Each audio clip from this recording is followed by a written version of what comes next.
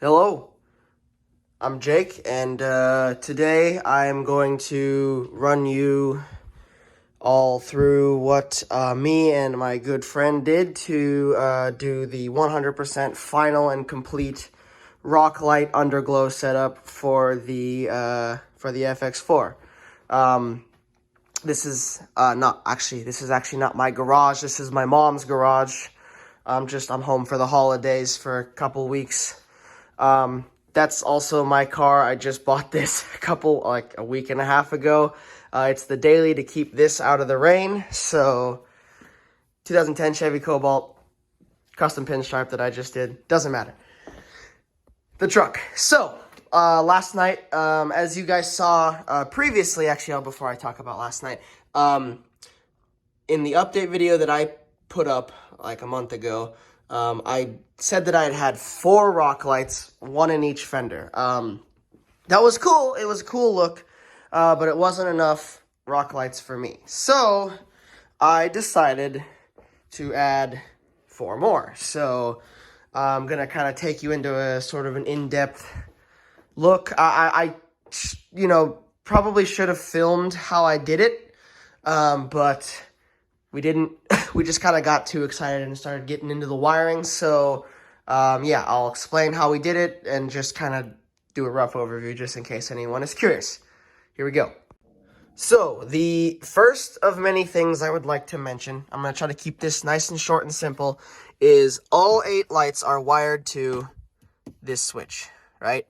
So, obviously, when you're wiring things to a switch, every single light has to be, connected together, and then from all of those lights, 1 positive and 1 negative has to make its way up to the battery. In the long and thin of it, that's basically it. And then obviously it has to be connected to the switch. So given that, if you guys remember my updates, that switch was already there, it's because the previous owner of this truck had a light bar on it. And so luckily for me, that switch was already 100% wired. All I had to do was connect all the lights to the switch, and it works. So, I'm going to show you now how we did the wiring. I don't know how I'm going to do this, because it's kind of hard to see, but I'll show you what we did. Alright, so I've got my handy garage light here that my mom's got in the garage. And here's what we're going to do. I'm going to get on the ground here, and I'm going to show you what we got going on. So, come on, light, stay with me. Whatever. Essentially what we did is, you can see there and there are the 2 added lights on this side. And then the other one is up there, and then the other one is in the front wheel well on this. This exact setup is the exact same on the other side. So, this is the wiring. We tried to do it as cleanly as we possibly could. As you can see, it's all taped over and everything. So everything is wired up, and then we ran that. We grounded this side to the chassis ground, and we ran this side underneath there to the other side. So essentially that's it. I mean, we just connected all the lights together and then ran this side to that side because the switch wire is on that side. So, simple as that. And then, like I said, this setup is almost exactly the same on the driver's side. So, there's the lights. So, pretty cool. Just remember, if you are going to try to do this, wiring to a fuse is usually the best way to go. This setup is wired to a fuse, so in case there is anything that were to, by chance, go wrong, the fuse will blow instead of the electrical system in the truck.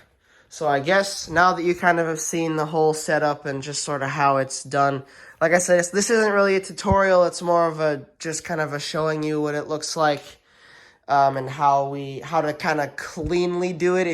In my way of thinking, if you're going to do something like Underglow or rock lights, or in my case, Underglow and rock lights. Do it right, do it clean, do it safely, do it correct.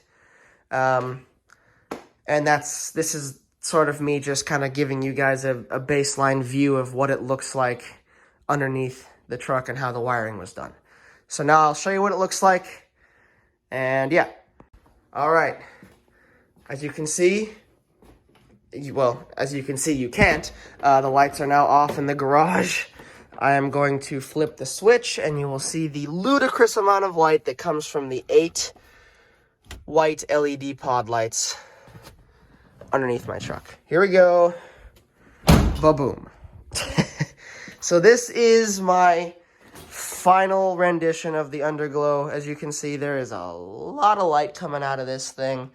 So yeah, that's really it. I just wanted to give everybody a little overview of how we did the rock lights and how it looks. If you have any questions, feel free to comment. Thanks for watching. Don't forget to subscribe. Catch y'all later. Deuces.